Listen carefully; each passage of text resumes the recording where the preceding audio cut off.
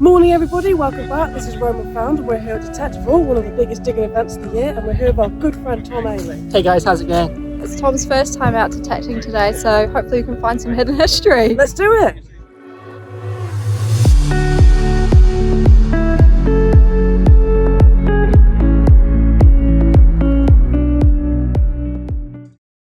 Today we are digging in Tom's backyard, not too far from the village of Watlington in South Oxfordshire. Tom's a fellow creator and rare book expert, and we're going to be taking him out for a day in the field. So Tom, to start with, what's it like in your world? So I'm a local antiquarian bookseller, so the treasure I'm hunting for are rare books and manuscripts in darkened libraries and crammed bookshops all over the world. But today I'm excited to swap the bookshelves for the mud of metal detecting. So Tom, what kind of thing would you like to find today? Well, I'm used to dealing in printed books from the 15th and 16th century onwards, so anything earlier than that would be amazing, and also any local artefacts that can connect me to the history here and that I can get my teeth into and research a bit would be really fun as well. So let's see what we can find.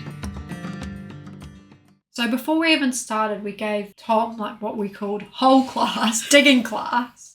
It's a very important part of metal detecting because you don't want to go out just leaving gaping big craters across the landscape looking like someone's chucked a load of grenades down and just let them all go off. So it's all about digging a three-sided plug so that you have this flap of earth which remains connected to the larger grass that you've dug it out from. And I was very lucky to have you both as teachers. I think there was one hole that caused me a lot of embarrassment, but the rest of them I think were pretty kosher. I mean, it is a learning curve and it's your first day digging, and I think you did like really well. Very well. You've passed digging class. Thank you, I'm honoured. Oh, nice one. Target, Tom. Yeah. Beautifully done. So if you want to get on a trial for it. Is that around the outside? Yeah. Yes, it's just there. Wherever it is. It's just around here.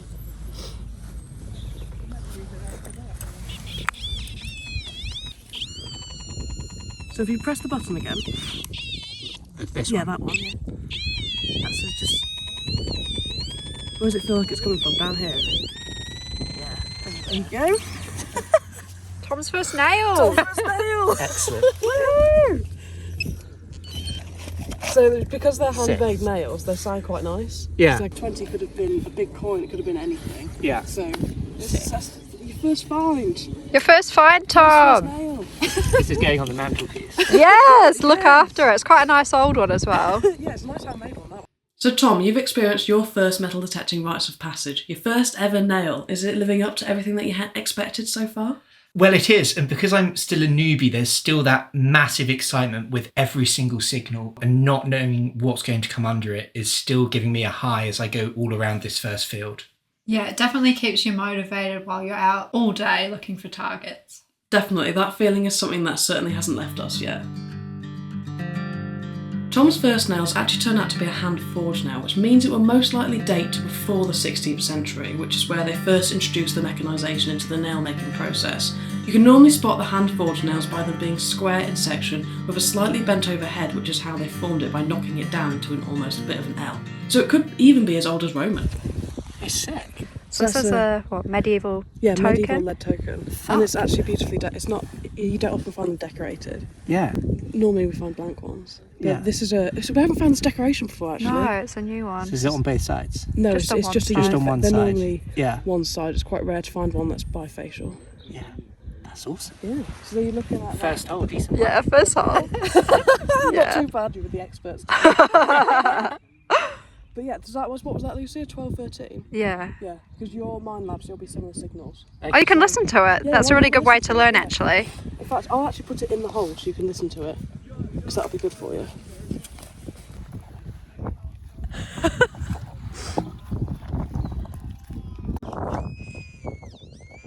Screaming, she's there. There you go. Another nail. Tom's second nail. So we've dug a few holes now, Tom. How are you finding the process of metal detecting? Really fun. In this field, it feels like there's lots of signals around, lots of targets to find. But I have made the rookie error that whenever I get the pinpointer out, I'm wearing 2 rings and a wristwatch, and it's just sending it absolutely haywire. Roma found top tip, remove all jewellery, because when we first started I used to wear a watch and it just makes everything crazy. Oh, something tiny. In there. That little bit there. Oh look, what's this? What have you found, Tom? A little bit of lead. A little bit of lead? A little bit of lead. That's a nice little target. That's the sort of stuff you need to be digging though. That's a good little target.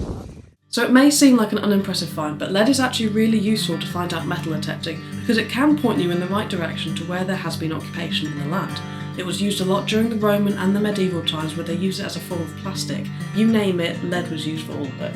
And again in the Civil War, where during the making of musket balls, which we might be lucky to find, because there's normally quite a few scattered across the landscape, in the casting process they would actually lose bits of lead called the sprues from making them.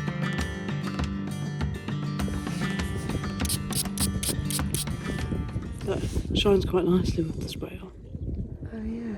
Oh yeah, it's a beautiful flower. I think it's hand engraved. Yeah, it's most likely going to be hand engraved, that. It could have even been decorated by the person who owned the button themselves, like they could have decorated it themselves. Yeah, that's so true. That was quite a common thing to happen in Georgian times. Gorgeous. Beautiful, that is. Yeah. That makes it worthwhile finding the buttons. Yeah. It's not all about coins. It's quite beautiful, isn't it? Yeah. And the style, although it's like much older, it looks like a sort of Art Nouveau It does, doesn't it? yeah. flat. Yeah, that's sick.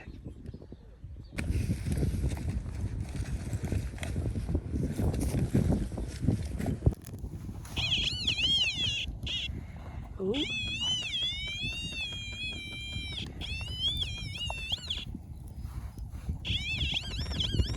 Right there, wherever it is. Is it in the little ball? What's that? Ooh. So when this came out the ground, I had no idea what it was. It just went pretty much straight into my pocket. So Lucy, what am I looking at here? So I was really excited to actually see this find of yours, Tom, and it's a belt mount, and they were really quite popular in the medieval and Tudor times. Yeah, and it's a really fascinating little artefact to find. This one probably dates from around the Tudor period, from the style of the shape it is, the decoration and the fitting style. And it would have been a decoration on either a horse harness or a strap fitting for a person like a belt. And it would have just been a bit of bling, basically. And would there have been lots of these around the same belt or strap? Yeah, you would have found lots of numerous ones around the whole thing, which is why we often find one or a few, because I think they're just pinged off at any given moment. Oh, yeah. Yeah, there's the beading, and then it's definitely got... Ooh! What's on it? Is it like a noble weight? Sometimes they've got like a little noble on there. There's definitely something on that. Oh, yeah. So that's definitely... Oh, look! Look at that. Is that a crown? Yeah, look. A crown. God, I love it. Oh my god, that's so cool. Oh, it's got text on this side as well. This is only our second ever coin weight that we've found. Beautiful signal. It's a beautiful little... This is probably going to be 16th century, 17th century coin weights we used quite a lot because they were used, it was all about the value of gold and they would weigh actual coins against them to work out if they were forgeries or not. Can you see the little crown and the X? Oh yeah. Yeah, so this is a coin weight. So it's probably 16th, 17th sort of century. Yeah. And they would have used them to weigh the weight of gold, weigh them against coins. Awesome. Yeah. So that, I mean, it could be even older actually. I think they were used for quite a long time because they used to weigh nobles against them to try and determine whether it had enough, because they had problems with clipping where people would clip bits off. It's got on both sides where there's some text going around this side. Yeah. And then they've got the crown and here as well. That makes me think it's more Charles or James with the crown on. If you're liking our digging adventures, please remember to hit that subscribe button and follow our channel.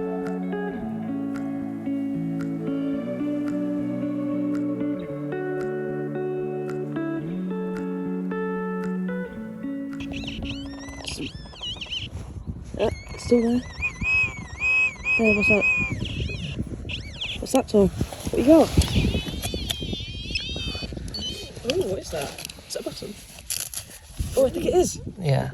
It's your first button, Tom. Is it decorated on the other side? Might be military. I think it might be. Yeah, it's got some insignia on it. Oh, brilliant. So it could be some family coat of arms or something. Look at that.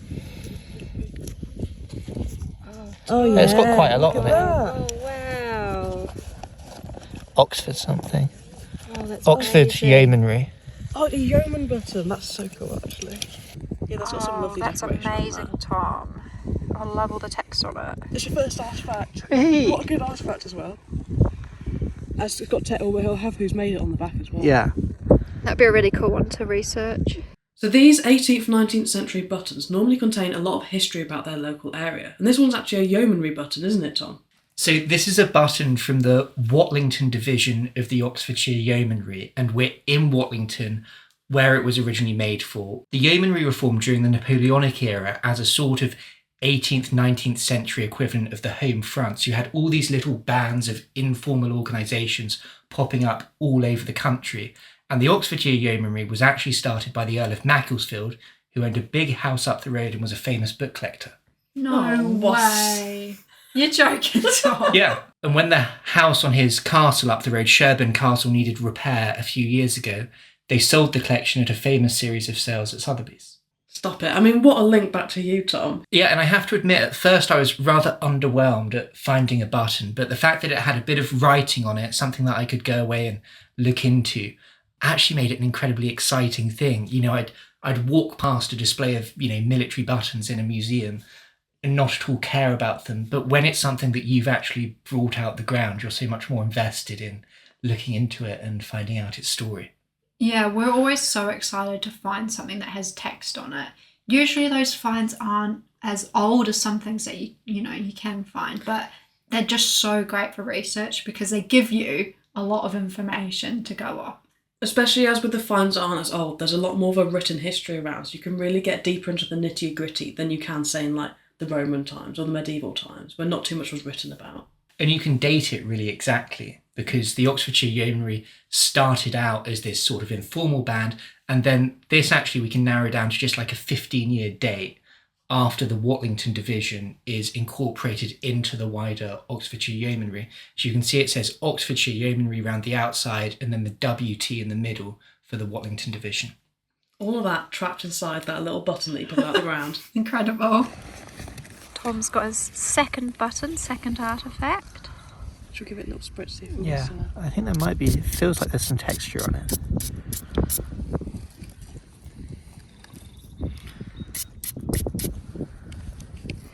What can you see? You see anything on it?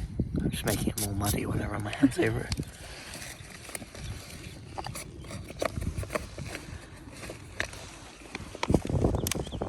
Yeah, I'm not sure if there is actually.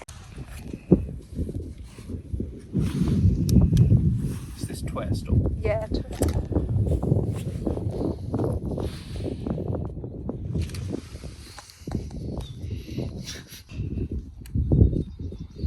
See? That's the sort of thing you need to be doing.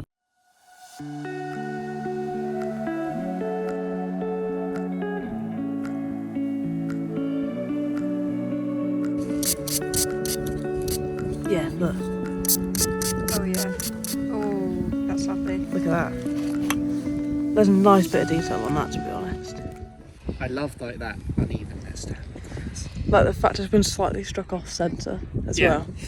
It's really nice, that's beautiful. We don't find many copper hammered. No. Not in this condition either. They normally corrode quite badly. Yeah. That's beautiful, that. Yeah, that's lovely. Really stunning.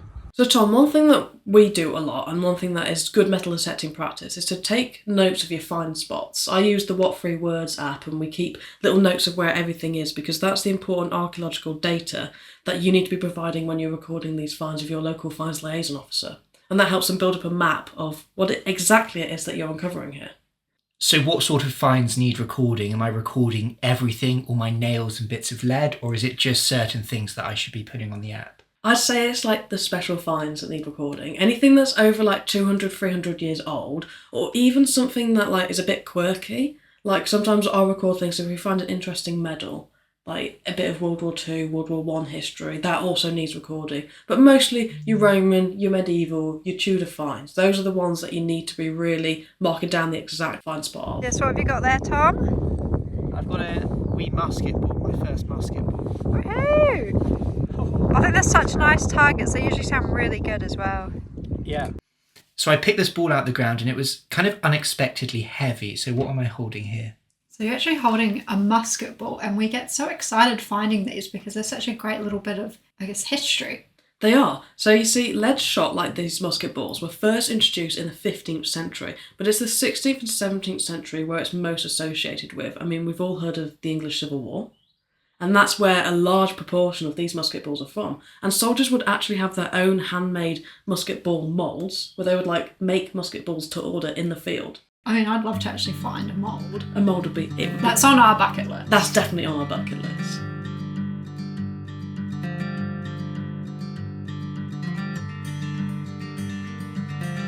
So Tom, how are you finding this day of digging? It's incredibly exciting, and having my first metal detecting experience being part of this big event, I think only makes it all the more exciting, because you can be out there in the field and then you hear on WhatsApp or through a message that there's Roman coming up in field 12, or someone's found a gold coin at the other end of the event, and you know, pick up your spade and go dashing out in search of the new prime spot. It makes it really, really exciting, and it's a lot like what I'm doing at book fairs when I'm out hunting for books. You know, you can hear that there's incunabula coming up at the other end of the fair, and you ditch what you're doing and run over and see what you can find. It's like the whispers, the rumours. We call it the rumours of the big rallies. And I think, well, I always say that I don't believe it unless I've seen it with my own eyes. Yeah, but we do end up finding ourselves chasing the rumours. I feel like you can't help yourself, can you? It's that FOMO.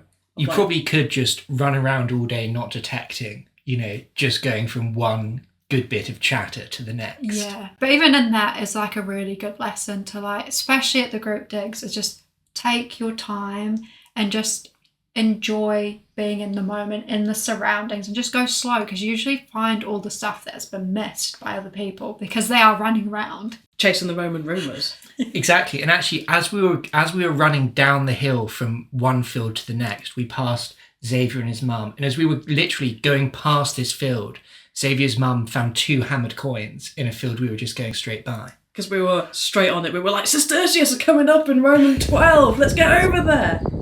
It's got a nice decoration on it. Yeah, that's lovely. Maybe like Georgian or Stuart. Yeah. Really intricate, but like Really intricate. It's got that like irregularity to it. Yeah, it's almost like little Ammonites, aren't they? That's sick. How cool are they? That's great. Yeah. Not too bad for the new field. Why are we just finding corners of things? Where's the full things? That would have been beautiful, complete. Oh, yeah. So have we been good metal detecting teachers, Tom? Do you feel like you know this craft? Have we imparted the knowledge onto you successfully? Yeah, absolutely. I mean, I started the day not having a clue how to detect, what I'm looking for, what signals are, how to pinpoint.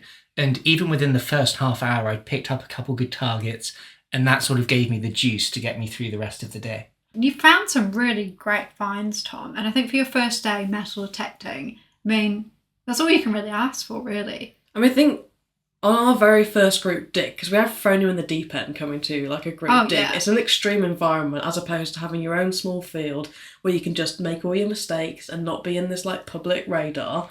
We came away with nothing but a bag of nails. Yeah, so you've done really well. But I think being part of the group dig as well gives you that motivation, because there's so many people out there and so much stuff being found.